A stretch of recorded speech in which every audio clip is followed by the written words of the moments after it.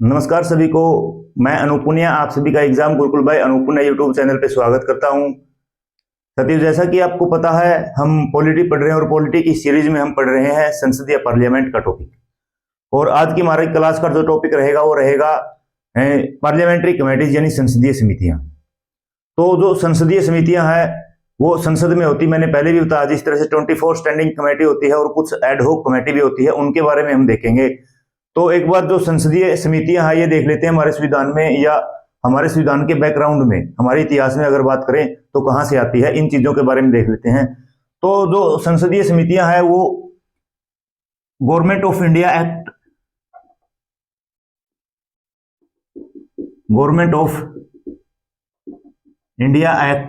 1990, भारत सरकार अधिनियम 1919, भारत सरकार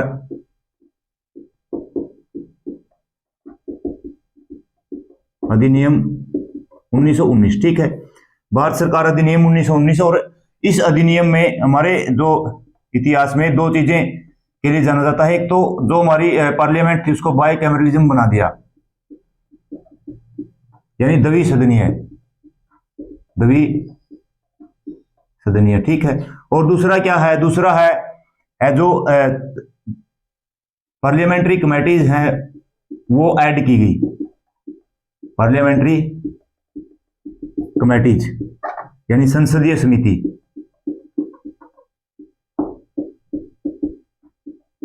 संसदीय समितियां हमारे संविधान में ऐड की गई, ठीक है। और जो संसदीय समितियां हैं ये इस तरह से वर्क करती है जैसे संसद वर्क करती है। तो इनको मिनी पार्लियामेंट बोला जाता है। क्या बोला जाता है? मिनी पार्लियामेंट, ठीक है। क्या बोला जाता है? मिनी पार्लियामेंट या लघु संविधान का ये कार्य करती है,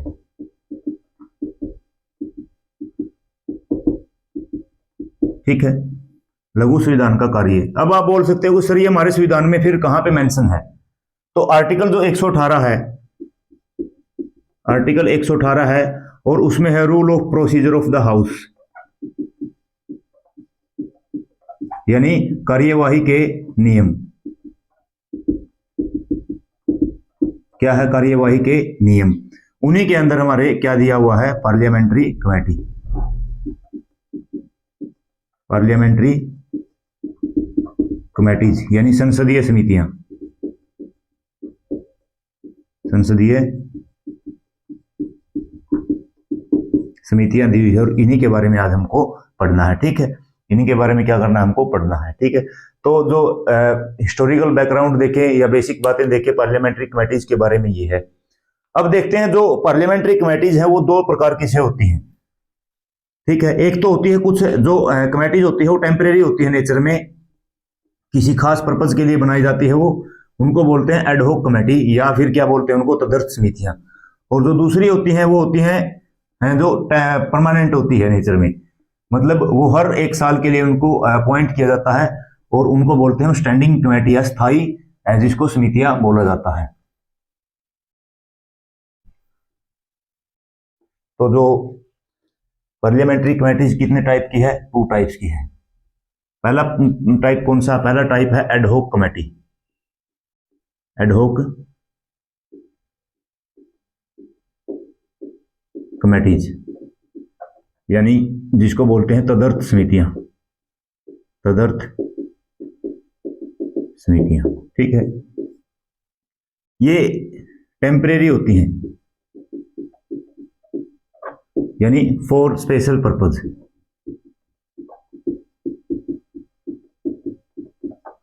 यानी अस्थायी होती हैं किसी विशेष कार्य के लिए, किसी विशेष कार्य के लिए, ठीक है। और वो कार्य समाप्त हो जाता है, जिस कार्य के लिए समिति बनाई जाती है, कार्य समाप्त होने के बाद समिति भी क्या हो जाती है? समाप्त हो जाती है, ठीक है। और यहां पे 2 है। पहली है select committee, select committee and joint select committee, joint select committees, ठीक है। यानी प्रवर समिति तथा संयुक्त प्रवर समिति, संयुक्त प्रवर समिति। ठीक है, जो प्रवर समिति होती है वो अलग अलग सदन में बनाई जाती है। जो संयुक्त प्रवर समिति होती है वो राज्यसभा और लोकसभा की दोनों की एक साथ बनाई जाती है। ठीक है, उसके बाद सेकंड क्या है, इंक्वायरी कमेटी।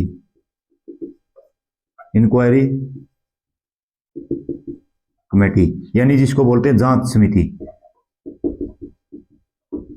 जांच समिति, ये जांच समिति और जो स्टैंडिंग कमेटी में जांच समिति पढ़े हैं वो दोनों अलग अलग है। ठीक है, तो यहाँ पे दो है, एडहॉक कमेटी में दो कमेटीज के बारे में हमको जानना है। और जो सेकंड टाइप मैंने बताया वो स्टैंडिंग कमेटीज,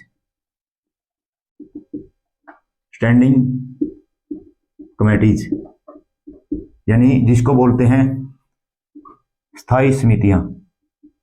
स्थायी समितियां, ठीक है, स्थायी समितियां जिसको बोलते हैं। ये क्या है, इनका जो टर्म होता है, कार्यकाल कितना होता है, 1 ईयर।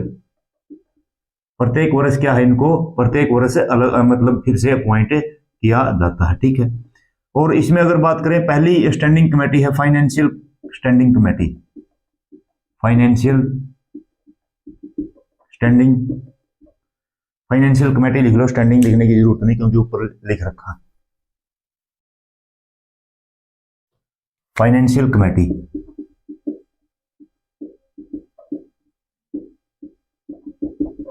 यानी वित्तीय समितियां। वित्तीय समितियां 3 प्रकार की होती है। सबसे पहले एस्टीमेट कमेटी,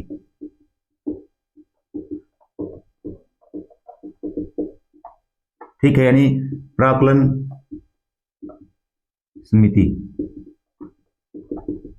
ठीक है, सेकंड है जो public account committee, public account committee यानी लोक लेखा समिति।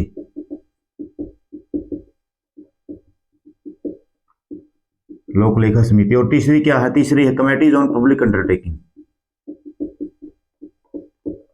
कमेटी ऑन पब्लिक अंडरटेकिंग यानी सार्वजनिक उपक्रम समिति। सार्वजनिक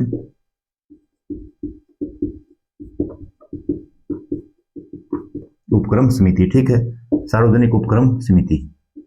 तो जो पहली स्टैंडिंग कमेटी वो कौन सी है, पहली स्टैंडिंग कमेटी है वो है फाइनेंशियल कमेटी। और दूसरी जो स्टैंडिंग मतलब फाइनेंशियल कमेटी में क्या है, फाइनेंशियल कमेटी में 3 स्टैंडिंग कमेटी है। पहली क्या है, एस्टीमेट कमेटी, दूसरी क्या है, लोकलेखा समिति, और तीसरी क्या है, सार्वजनिक उपक्रम समिति या कमेटीज ऑन पब्लिक अंडरटेकिंग। ठीक है, उसके बाद नेक्स्ट है डिपार्टमेंटल कमेटी। डिपार्टमेंटल कमेटीज यानी विभागीय समितियां। ठीक है, अलग अलग विभाग की समितियां होती हैं जो डिमांड ऑन ग्रांट वगैरह पे क्या करती हैं, वो इंक्वायर करती है, उनको बोलते हैं डिपार्टमेंटल कमेटीज। जो थर्ड है यहाँ पे वो है कमेटीज टू इंक्वायरी या जांच समिति जिसको बोलते हैं, कमेटीज टू इंक्वायरी या जांच समिति। देखो जो यहाँ एडहॉक कमेटी में जांच समिति है वो अलग है, और यहाँ पे जो जांच समिति है वो अलग है। ठीक है, फोर्थ क्या है, फोर्थ है committees related to day to day business of the house. Day to day business of the house, ठीक है, जिसको सदन की समितियां बोलते हैं, सदन की समितियां। ठीक है, मतलब जो सदन में डे टू डे फंक्शन होते हैं उनको क्या करती है वो मतलब देखने का काम करती है। ठीक है, पांचवी क्या है, पांचवी है फिफ्थ यहाँ पे committees to scrutinise and control and control यानी जिसको बोलते हैं, जिसको बोलेंगे हम committees to scrutinise and control, छानबीन समिति। क्या बोलेंगे इसको, छानबीन समिति, ठीक है, क्या बोलेंगे इसको, छानबीन समिति। सिक्स्थ क्या है, सिक्स्थ है सर्विस कमेटीज, यानी सेवा समिति, सेवा समिति, ठीक है, सर्विस कमेटी, सेवा समिति। और जो सेवंथ है वो है कंसल्टेटिव कमेटी, कंसल्टेटिव कमेटी, यानी कंसल्टेटिव कमेटी, सलाहकार समिति, ठीक है, क्या है, सलाहकार समिति जिसको हम बोलेंगे, ठीक है। तो ये कमेटीज हैं, इनके बारे में पढ़ना है। एडहॉक कमेटी, स्टैंडिंग कमेटी में ये है, ठीक है। अब हम शुरू करते हैं एडहॉक कमेटी के बारे में पढ़ना, यानी जो तदर्थ समिति है इनके बारे में पढ़ना शुरू करते हैं। तो एडहॉक कमेटी में सबसे पहले हम पढ़ेंगे ज्वाइंट कमेटी के बारे में, और जो select committee and joint select committee, प्रवर समिति, संयुक्त प्रवर समिति के बारे में पढ़ेंगे।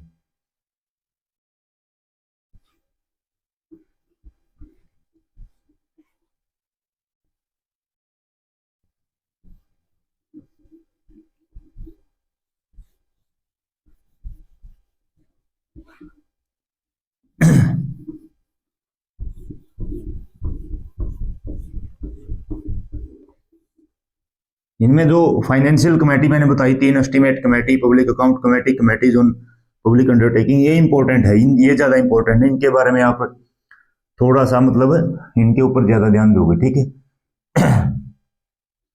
तो सबसे पहले है एडहॉक कमेटी के बारे में हम पढ़ते हैं। कमेटीज या तदर्थ समितियां, तदर्थ समितियां, ठीक है, तदर्थ समितियों के बारे में पढ़ते हैं। और इसमें सबसे पहले कौन सी पढ़ेंगे, select committee and joint select committee,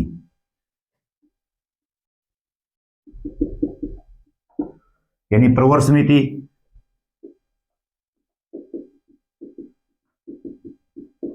तथा संयुक्त प्रवर समिति।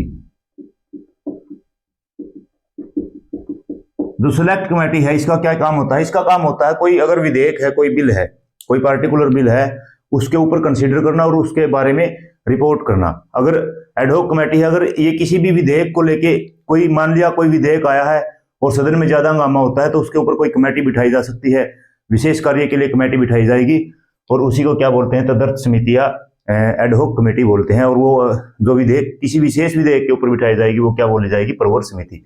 यानी वर्क या फंक्शन क्या है इसका,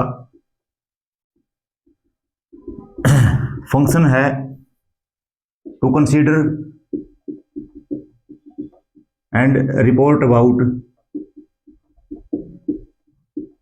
to consider and report about, to consider and report about particular bill, particular bill, ठीक है। यानी क्या कार्य है इसका, किसी विशेष विधेयक पर, किसी विशेष विधेयक पर, किसी विशेष विधेयक पर क्या करना, विचार या उसकी रिपोर्ट प्रस्तुत करना, ठीक है। विचार मतलब उसके ऊपर या तो वो उसके बारे में विचार करें भाई, उसके बारे में मतलब छानबीन करें क्या मैटर है, या फिर उसकी क्या करते, वो छानबीन करके उसकी रिपोर्ट दें, ठीक है। जो सेलेक्ट कमेटी, अलग अलग सेलेक्ट कमेटी होती है, ठीक है। अगर सेलेक्ट कमेटी क्या है, separate in both the house, in both the houses, दोनों सदनों में अलग अलग है, दोनों सदनों में अलग अलग है, दोनों सदनों में क्या है, अलग अलग है। तो इसमें जो मेंबर होंगे प्रत्येक सदन में वो कितने होंगे, 30 होंगे, कितने हो गए, 30 मेंबर्स होंगे। यानी दोनों सदनों में अगर अलग अलग जो सेलेक्ट कमेटी है, यानी लोकसभा में अलग सेलेक्ट कमेटी और राज्यसभा में अलग सेलेक्ट कमेटी, तो उसमें कितने सदस्य हो सकते हैं, उसमें मैक्सिमम 30 सदस्य हो सकते हैं। अगर ज्वाइंट सेलेक्ट कमेटी है, क्या है, ज्वाइंट सेलेक्ट कमेटी यानी संयुक्त प्रवर समिति है, संयुक्त प्रवर समिति है। अगर संयुक्त प्रवर समिति है तो इसमें 45 मेंबर होंगे। मेंबर कितने होंगे? 45। इसमें से जो लोकसभा के सदस्य होंगे वो 30 होंगे और जो राज्यसभा से सदस्य होंगे वो कितने होंगे? वो 15 होंगे। ठीक है। अगर ज्वाइंट सेलेक्ट कमेटी है मतलब संयुक्त प्रवर समिति है तो उसमें 45 या 45 मेंबर्स होंगे। ठीक है। जो ये सिलेक्ट कमेटी है वो जनरली 3 महीने में अपनी रिपोर्ट इसको प्रस्तुत करनी होती है या फिर एक दिया हुआ समय, मतलब इनको ये बोल दिया जाए कि आपको इतने समय में ये रिपोर्ट प्रस्तुत करनी है तो उतने समय में, यानी generally submitted the report in 3 months और ब्रैकेट में लिख लेना और इन गिवन टाइम। सामान्यतः 3 महीने में अपनी रिपोर्ट देते हैं या दिए गए समय में। ठीक है। तो ये क्या है? ये है सिलेक्ट कमेटी के बारे में और ज्वाइंट सिलेक्ट कमेटी के बारे में आपको इतना ही जानना है। ठीक है। एडहॉक कमेटी है ये आपको याद रखना है। उसके बाद जो सेकंड क्या है? सेकंड है इंक्वायर कमेटी। सेकंड क्या है? सेकंड है इंक्वायर कमेटी। इंक्वायर कमेटी क्या होती है? इंक्वायर कमेटी होती है किसी विशेष मामले में, किसी विषय मतलब पार्टिकुलर स्पेसिफिक सब्जेक्ट के ऊपर, पार्टिकुलर विषय के ऊपर कोई जांच करनी हो। जिस तरह से 2G स्पेक्ट्रम हुआ था, वो फोर्स जो स्कैम हुआ था, 2G स्पेक्ट्रम जो स्कैम हुआ था, उन चीजों के बारे में अगर मतलब इंक्वायरी करनी है तो फिर वो क्या है? वो एडहॉक कमेटी बिठाई जाती है। और वो एडहॉक कमेटी क्या होती है? वो होती है इंक्वायरी कमेटी, जिसको बोलते हैं जांच समिति। तो फिर वो बिठाई जाती है एडहॉक कमेटी के माध्यम से उसकी जांच की जाती है और वो फिर क्या है? अपनी रिपोर्ट रखते हैं। तो जो सेकंड एडहॉक कमेटी कौन सी है? वो है inquiry committee.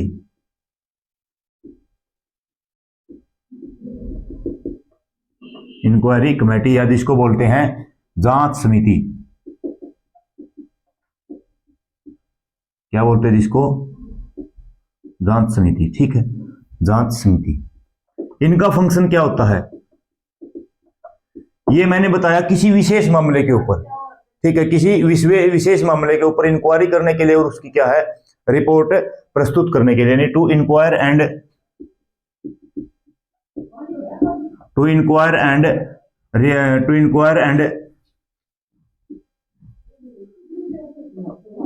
Report on specific या पर्टिकुलर सब्जेक्ट, यानी किसी विशेष मामले की जांच करने के लिए, किसी विशेष मामले की जांच करने हेतु। ठीक है। किसी विशेष मामले की जांच करने हेतु जैसे 1987 में वी शंकरानंद जो कमेटी आई थी, वो फोर्स जो स्कैम हुआ था उसकी इंक्वायरी करने के लिए, जैसे 2G स्पेक्ट्रम की इंक्वायरी करने के लिए भी क्या है? जो इंक्वायरी कमेटी या जांच समिति बिठाई जाती है। ठीक है। आपने सुना भी होगा ऐसे मतलब न्यूज वगैरह भी आती है कि इस मामले में जो जांच समिति बिठा दी गई है, यानी इंक्वायरी कमेटी बिठा दी गई है। ठीक है। और इसमें भी अगर बात करें मेंबर्स की, किसकी? मेंबर्स या सदस्य की। अगर सदस्य की बात करें separately in both the houses, ठीक है, यानी दोनों सदनों में अलग अलग,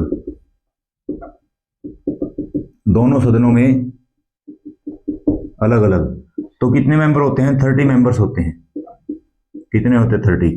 और अगर बात करें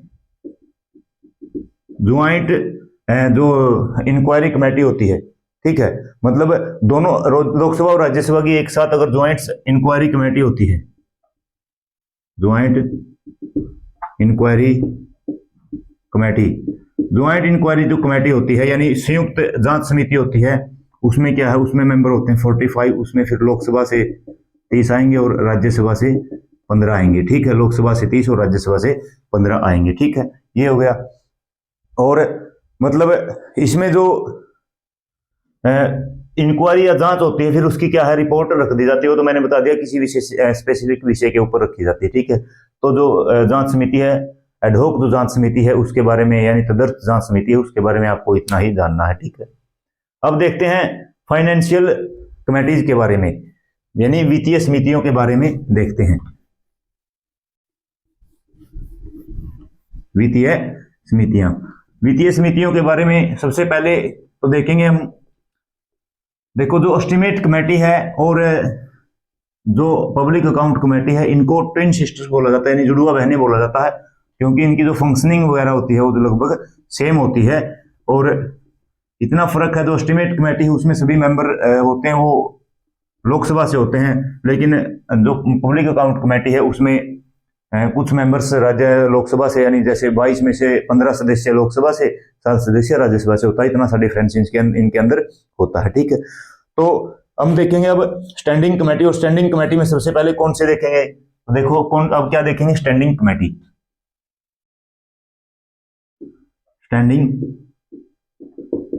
कमेटी यानी स्थायी समितियां। और इसमें सबसे पहले कौन सी देखेंगे, जो पहला नंबर पे क्या थी, फाइनेंशियल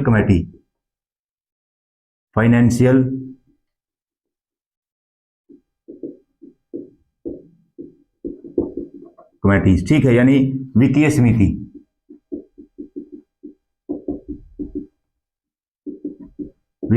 देखेंगे। और वित्तीय समिति में जो पहली प्रकार की कौन सी बताई मैंने, एस्टिमेट कमेटी, जिसको प्राक्कलन समिति भी बोलते हैं, प्राक्कलन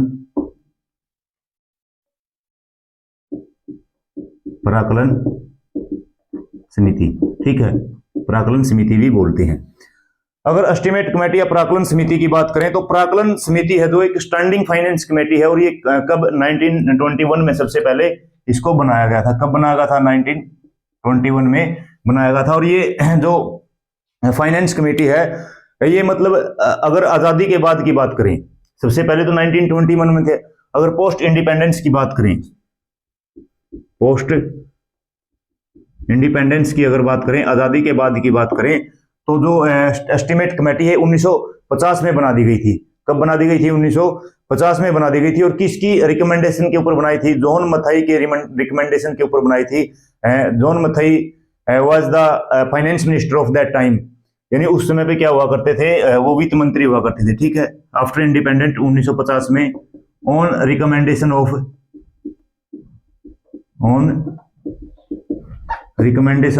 Johan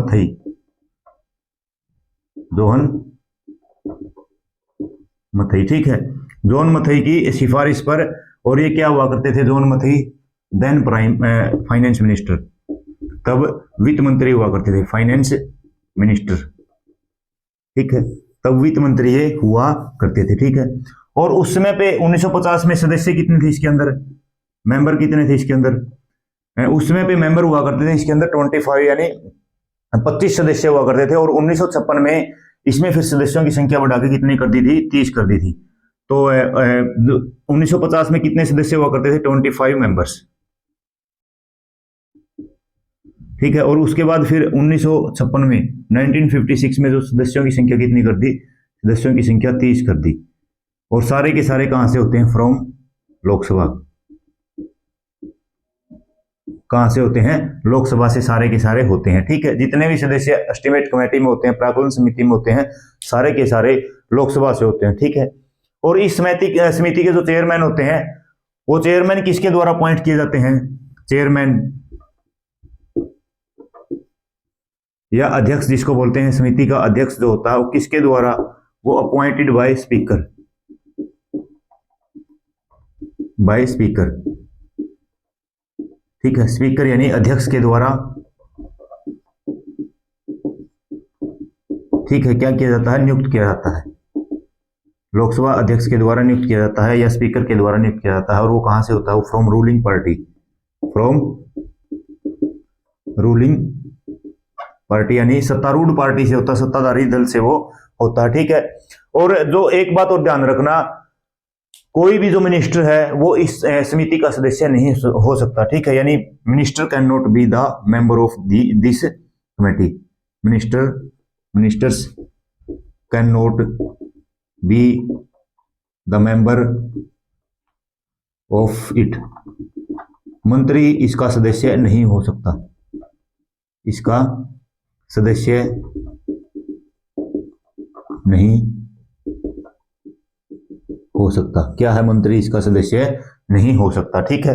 minister can not be the member, मंत्री सदस्य नहीं हो सकता, ठीक है। तो ये था इस मतलब प्राक्कलन समिति के बारे में बेसिक बातें। सबसे पहले 1921 में बनी है, और उसके बाद फिर आज़ादी के बाद 1950 में इसको दोबारा से जब हमारा संविधान बना, इसका मतलब संविधान में ऐड किया गया, मतलब आर्टिकल 118 में रखा गया। और 1950 में जॉन मथई की रिकमेंडेशन के ऊपर, जॉन मथई की सिफारिश के ऊपर, उनकी अनुशंसा के ऊपर ये कमेटी का गठन किया गया। और जॉन मथई थे जब उस समय पे वित्त मंत्री हुआ करते थे। 1950 में इसमें सदस्यों की संख्या 25 हुआ करती थी, लेकिन 1956 में सदस्यों की संख्या बढ़ा के कितनी कर दी? 30 कर दी। और सारे के सारे जो सदस्य होते हैं वो कहाँ से होते हैं? वो सदस्य होते हैं लोकसभा से। और जो चेयरमैन होता है, प्राक्कलन समिति के अध्यक्ष होते हैं या चेयरमैन बोल लीजिए, वो लोकसभा से होते हैं, सॉरी वो लोकसभा के स्पीकर के द्वारा अपॉइंट किए जाते हैं।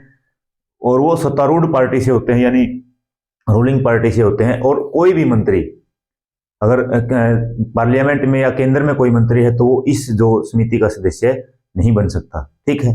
कोई भी मंत्री इस समिति का सदस्य नहीं बन सकता। अब बात करते हैं इसके फंक्शन क्या है, एस्टीमेट कमेटी के फंक्शन क्या है। फंक्शंस के बारे में अगर बात करें तो इसके फंक्शन देख लेते हैं क्या है। तो सबसे पहले तो जो एस्टीमेट कमेटी है वो बजट के बाद बनाई जाती है, यानी एक बार बजट रख दिया जाता है, उसके बाद क्या है, फिर एस्टीमेट कमेटी का निर्माण अपॉइंट की जाती है, हर साल अपॉइंट की जाती है, हर साल बजट के बाद एस्टीमेट कमेटी अपॉइंट की जाती है। ये तो मैंने स्टार्टिंग में ही बताया था। अगर स्टैंडिंग कमेटी है तो वो 1 साल के लिए अपॉइंट की जाती है, ठीक है। तो फंक्शन क्या है इसके, यानी कार्य क्या है? पहला तो क्या है, अपॉइंटेड आफ्टर बजट, यानी बजट के बाद ये क्या की जाती है? नियुक्त की जाती है। हिंदी में इसको लिखने की जरूरत नहीं है, ठीक है। अब बजट के लिए नियुक्त की, फिर ये क्या करती है, ये जो बजट है, बजट में वोटिंग होने के बाद ये उसकी मतलब क्या करती है, उसकी जांच करती है, मतलब उसके हर मुद्दे के ऊपर ये विचार करती है, ठीक है। यानी सेकंड क्या है, second to examine the budget after voting, ठीक है। यानी मतदान के बाद ये क्या करती है, बजट की जांच करती है, मतदान के बाद बजट की जांच करती है, ठीक है। मतदान के बाद ये मतलब बजट की जांच करती है। जैसे मतदान हो गया, मतदान होने के बाद फिर क्या है, स्टैंडिंग कमेटीज के पास जो बजट जाते हैं, ठीक है, जैसे, और मतलब बजट की ये इंक्वायरी करती है कि भाई बजट में क्या क्या रखा है और क्या क्या नहीं रखा, उसके ऊपर क्या करती है, जांच करती है, ठीक है। और ये मतलब इनको ये लगता है कि इसकी जगह कोई और जो अल्टरनेट पॉलिसी भी हो सकती है बजट में, तो क्या है, उसको भी रिकमेंड करती है। मतलब जो प्रशासन में एफिशिएंसी लाने के लिए, इफेक्टिवनेस लाने के लिए, ठीक है। ये फिर क्या कर सकती है, third, to recommend alternate policy, to recommend alternate policy, ठीक है, to recommend alternate policy to make effective, to make efficient and effective administration. ये ठीक है, यानी जो प्रशासन को प्रभावी बनाने के लिए, प्रशासन को प्रभावी बनाने के लिए, प्रशासन को प्रभावी बनाने के लिए वैकल्पिक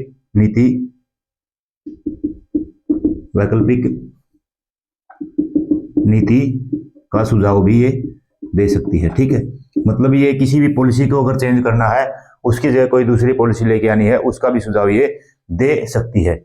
मतलब इसका काम कैसा है? इसका काम है भाई बजट का पोस्टमार्टम करती है, ठीक है। नेचर कैसा इसका, वर्किंग नेचर क्या है इसका, वर्किंग नेचर क्या है, जो कार्य की प्रवृत्ति क्या है इसकी, पोस्टमार्टम, बजट का पोस्टमार्टम करती है। पोस्टमार्टम,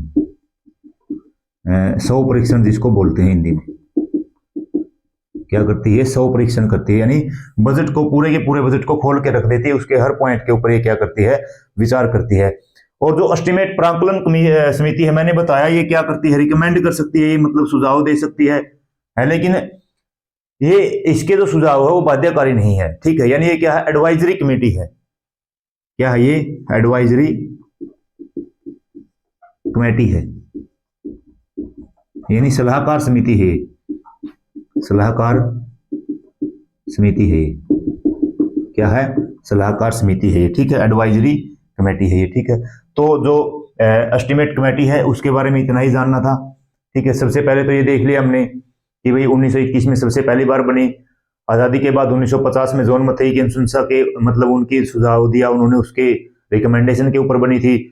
1950 में जब ये बनी, इसके अंदर 25 सदस्य हुआ करते थे, लेकिन 1956 में सदस्यों की संख्या 30 कर दी, और सारे के सारे जो सदस्य लोकसभा से होते हैं। इसका अध्यक्ष है वो कहाँ से, इसके जो अध्यक्ष हैं वो लोग लोकसभा के स्पीकर के द्वारा नियुक्त किए जाते हैं, और वो रूलिंग पार्टी से, सत्तारूढ़ दल से होते हैं, ठीक है। उसके बाद और क्या था? कोई भी जो मंत्री है ये इसका सदस्य नहीं हो सकता। उसके बाद फंक्शन थे। फंक्शन क्या था? सबसे पहले तो ये बजट के बाद, मतलब इसको अपॉइंट किया जाता है, और ये बजट को एग्जामाइन करती है, बजट की जांच करती है, उसके ऊपर वोटिंग होने के बाद, ठीक है। और अगर इनको लगे कि इस पॉलिसी के जगह कोई अन्य पॉलिसी, अल्टरनेट पॉलिसी लेके आई जा सकती है, तो वो क्या करते हैं? उसका भी सुझाव देते हैं, एडमिनिस्ट्रेशन को एफिशिएंट बनाने के लिए और इफेक्टिव बनाने के लिए, ठीक है। इसका जो वर्किंग नेचर कैसा है? वो एक पोस्टमार्टम की तरह है, यानी शव परीक्षण की तरह है। बजट का ये पोस्टमार्टम करते हैं, और ये एक एडवाइजरी कमेटी है, not a bounding, this is not a bounding committee, यानी ये एक जो बाध्यकारी समिति नहीं है, ठीक है। तो ये थी क्या? ये थी पहली जो कमेटी है, फाइनेंशियल कमेटी, एस्टिमेट कमेटी या प्राक्कलन समिति, ठीक है। उसके बाद अब देखते हैं हम जो public account committee, second type कौन सी थी? पब्लिक अकाउंट कमेटी, उसके बारे में हम देखते हैं। यही इंपॉर्टेंट है कमेटीज में, जो 3 कमेटी है, फाइनेंशियल कमेटी, इन्हीं में से क्वेश्चंस ज्यादा पूछे जाते हैं। जो अन्य कमेटीज हैं उनमें से क्वेश्चन आने की संभावना ना के बराबर ही रहती है, लेकिन ये इंपॉर्टेंट है, यहां से क्वेश्चन पूछे जाते हैं।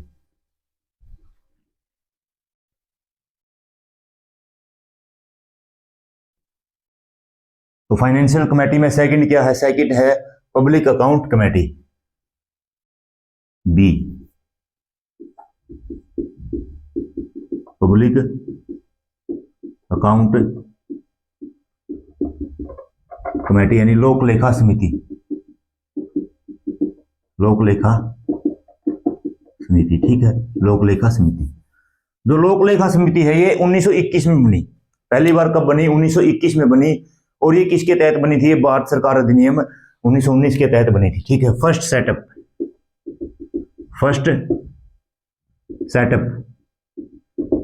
1921 में किसके under? Government of India act, government of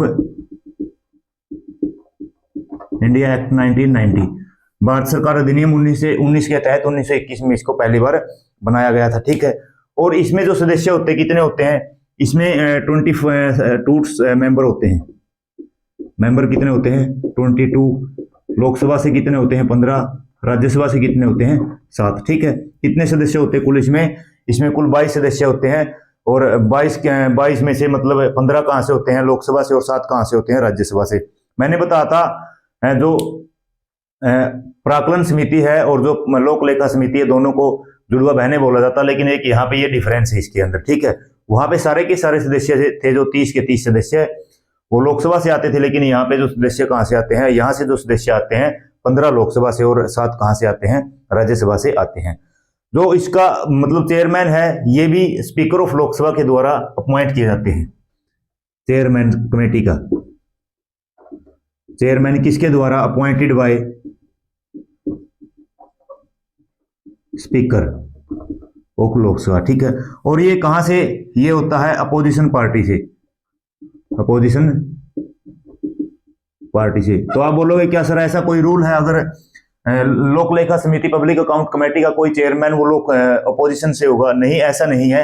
ये ट्रेडिशनली चला हुआ है, परंपरा से चला हुआ है, ट्रेडिशनली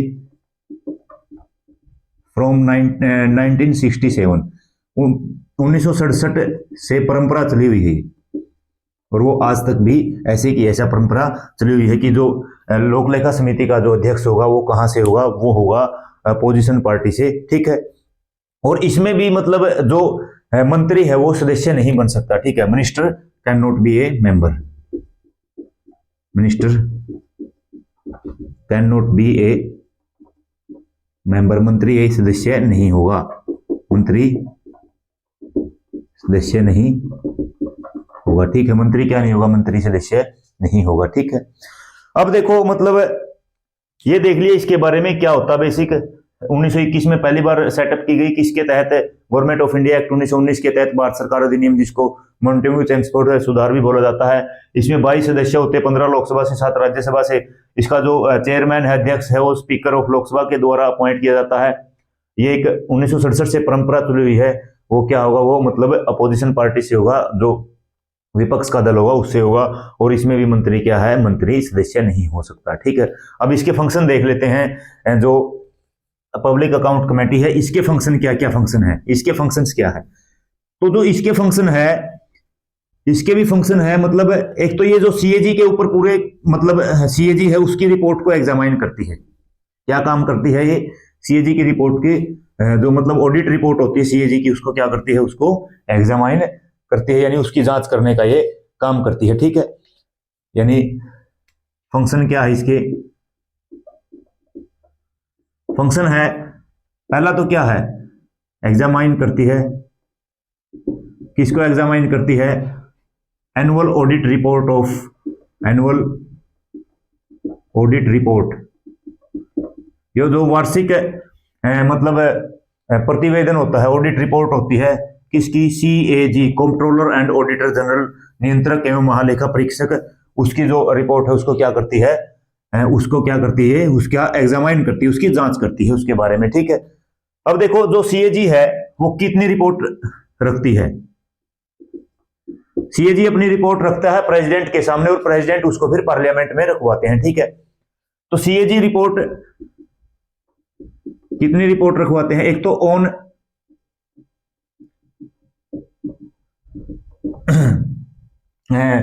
एप्रोप्रिएशन अकाउंट्स, ठीक है, ऑन एप्रोप्रिएशन अकाउंट्स, यानी विनियोग लेखा, विनियोग लेखा पर अपनी रिपोर्ट रखते हैं, ठीक है।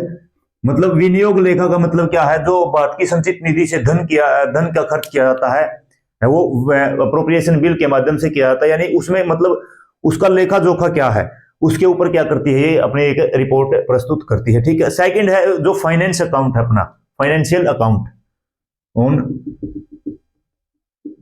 फाइनेंशियल अकाउंट, यानी जो वित्त लेखा पर, वित्त लेखा पर क्या है? अपनी रिपोर्ट प्रस्तुत करती है, ठीक है। और किसके ऊपर और है ये? और करती है ये जो public on public undertaking, public undertaking, यानी सार्वजनिक उपक्रम पर,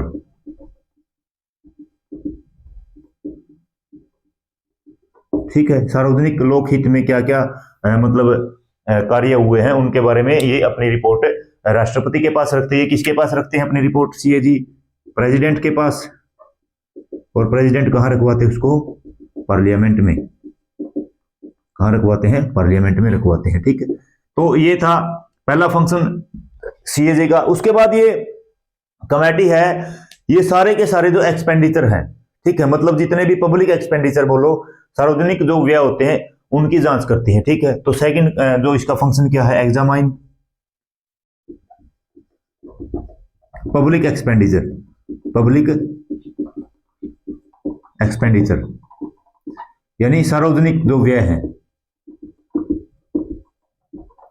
सार्वजनिक व्यय के ऊपर क्या करती है ये, उन सार्वजनिक व्यय की जांच करती है। तीसरा क्या है, ये कंट्रोल करते हैं किसके ऊपर, जो मतलब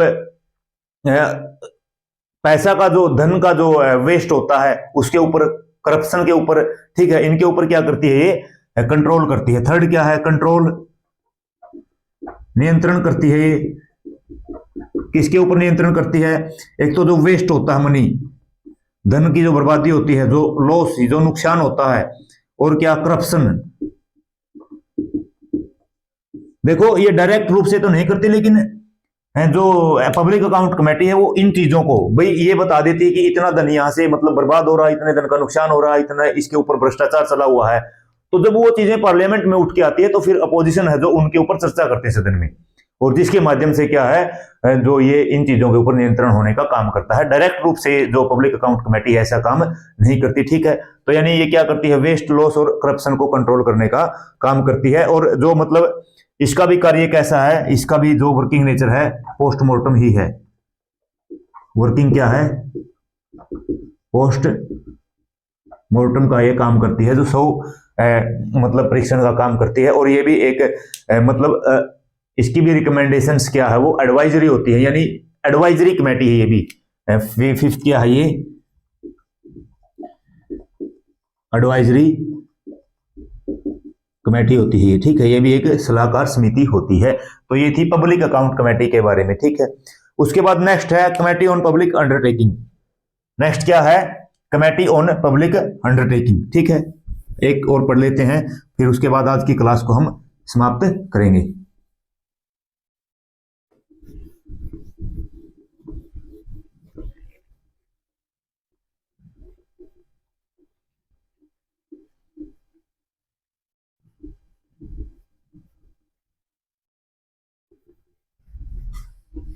फाइनेंशियल कमेटी में थर्ड टाइप क्या है, फाइनेंशियल कमेटी में थर्ड टाइप है कमेटी ऑन पब्लिक अंडरटेकिंग।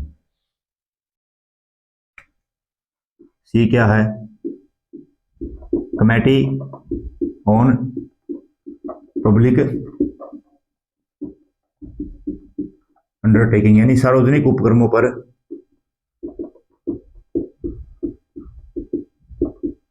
सार्वजनिक उपक्रम समिति लिख लो, सार्वजनिक उपक्रम समिति, ठीक है। सार्वजनिक उपक्रम समिति है जो पहली बार 1964 में बनाई गई, और जो कृष्ण मेनन की अनुशंसा पर, मतलब उनकी सिफारिश के आधार पर। तो फर्स्ट कब सेटअप की गई है, सेटअप 1964, किसकी रिकमेंडेशन पर, रिकमेंडेशन ऑफ कृष्ण मेनन, ठीक है। मतलब जो कृष्ण मेनन की, कृष्ण मेनन कमेटी, कृष्ण मेनन की अध्यक्षता में एक कमेटी बनी थी, कृष्ण मेनन कमेटी, यानी कृष्ण मेनन समिति की अनुशंसा के आधार पर 1964 में सेटअप की गई। और जब ये सेटअप की गई थी, इसके अंदर 15 मेंबर्स थे। उसमें पे कितने मेंबर्स थे, उसमें पे मेंबर हुआ करते थे इसके अंदर 15, लोकसभा से 10 और राज्यसभा से कितने थे, 5, ठीक है। लेकिन इनको फिर 1974 में, 1974 में जो मेंबर्स की संख्या कितनी कर दी, 22 कर दी। और यहाँ पे लोकसभा से कितने थे, 15, और राज्यसभा से कितने थे, 7 सदस्य थे, ठीक है। राज्यसभा से कितने सदस्य थे, राज्यसभा से 7 सदस्य थे। और जो 1974 में 22 सदस्य इसके अंदर कर दिए गए थे, ठीक है। अब जो इसके अंदर इसका जो फंक्शन है, मतलब ये भी जो इसका फंक्शन है, यानी बोले तो कमेटी ऑन पब्लिक अंडरटेकिंग का जो फंक्शन है, वो जो फंक्शन क्या होता है, कमेटी ऑन पब्लिक अंडरटेकिंग का जो, 1 मिनट रुकना, जो फंक्शन है,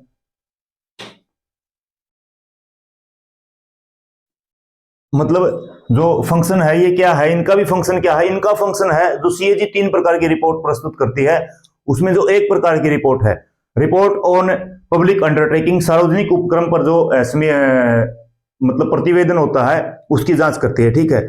और जो इसके मेंबर है, उनके बारे में लिख लो, इसके मेंबर हैं जो, वो पार्लियामेंट के द्वारा, क्या किए जाते हैं, पार्लियामेंट के द्वारा अपॉइंट किए जाते हैं, बाय पार्लियामेंट, पार्लियामेंट के द्वारा अपॉइंट किए जाते हैं। और जो चेयरमैन होता है इसका, क्या होता है, जो इसका चेयरमैन होता है वो भी मतलब स्पीकर के द्वारा ही अपॉइंट किए जाते हैं। और जो मतलब इसका कमेटी ऑन पब्लिक अंडरटेकिंग, सार्वजनिक उपक्रम समिति का जो अध्यक्ष होता है वो सिर्फ और सिर्फ लोकसभा से होगा, ठीक है। Chairman by speaker, appointed by speaker, और ये क्या होगा, फ्रॉम लोकसभा। कहां से होगा, सिर्फ और सिर्फ लोकसभा से ये होगा, ठीक है। कहां से होगा, सिर्फ और सिर्फ ये लोकसभा से ही होगा, ठीक है। अब इसके फंक्शन क्या है, इसके फंक्शन है तो ये देख लिया, देखो एक बार देख लेते हैं। 1964 में कृष्ण मेनन की समिति की अनुशंसा के आधार पर बनी, उस समय पे इसमें 15 सदस्य हुआ करते थे, लोकसभा से 10, राज्यसभा से 5। 1974 में 22 सदस्य कर दिए गए, लोकसभा से 15, राज्यसभा से 7। जो इसके सदस्य होते हैं वो संसद के द्वारा नियुक्त किए जाते हैं, और जो चेयरमैन होता है स्पीकर ऑफ लोकसभा के द्वारा नियुक्त किया जाता है, और जो स्पीकर होता है वो फ्रॉम लोकसभा से, मतलब लोकसभा से ही होता है, ठीक है। अब अगर इसके फंक्शन की बात करें, इस कमेटी के फंक्शंस की अगर बात करें तो उनके बारे में देखते हैं। जो फंक्शंस होते हैं इनके मैंने बता भी दिया, ये किसकी रिपोर्ट को एग्जामाइन करते हैं, सीएजी की रिपोर्ट को एग्जामाइन करते हैं। और सीएजी की रिपोर्ट सिर्फ और सिर्फ एक मामले में जो इस कमेटी से संबंधित है, और ये कमेटी किसकी है, पब्लिक अंडरटेकिंग की है। तो कोई भी जो रिपोर्ट है, मैंने बताया सीएजी 3 प्रकार की रिपोर्ट रखती है जो पब्लिक अकाउंट कमेटी में मैंने बताया था, एक तो एप्रोप्रिएशन अकाउंट की, एक फाइनेंशियल अकाउंट की, और तीसरी क्या है, तीसरी है पब्लिक अंडरटेकिंग की। तो जो पब्लिक अंडरटेकिंग की रिपोर्ट है सीएजी की, उसके को क्या करती है, एग्जामाइन करती है। यानी फर्स्ट क्या है, फंक्शन क्या है, क्या करती है ये, एग्जामाइन, जांच करती है किसकी, सीएजी रिपोर्ट। और कौन सी रिपोर्ट है, on public undertaking, public undertaking, क्योंकि कमेटी इसकी है, यानी सार्वजनिक उपक्रम की, सार्वजनिक उपक्रम की क्या है, प्रतिवेदन या रिपोर्ट की जांच करती है, जो सीएजी रखते हैं किसके सामने, प्रेसिडेंट के सामने, ठीक है। दूसरा क्या है, दूसरा है जो एक एस्टीमेट कमेटी है, एस्टीमेट कमेटी। और दूसरी कौन सी बताई मैंने, पब्लिक अकाउंट कमेटी है, पब्लिक अकाउंट कमेटी है, ठीक है। अगर इनका कोई कार्य है रिलेटेड टू, मतलब इनका कोई, मतलब कोई भी इनकी, ये लगा लो आप, कोई भी फंक्शन है जो किससे रिलेटेड है, पब्लिक अंडरटेकिंग से रिलेटेड है, कोई भी इनका फंक्शन है किससे रिलेटेड है, पब्लिक अंडरटेकिंग से रिलेटेड है, सार्वजनिक उपक्रम से रिलेटेड है, तो उसका भी मतलब फिर ये कार्य करने का काम कौन करती है, कमेटी ऑन पब्लिक अंडरटेकिंग ये करती है, ठीक है।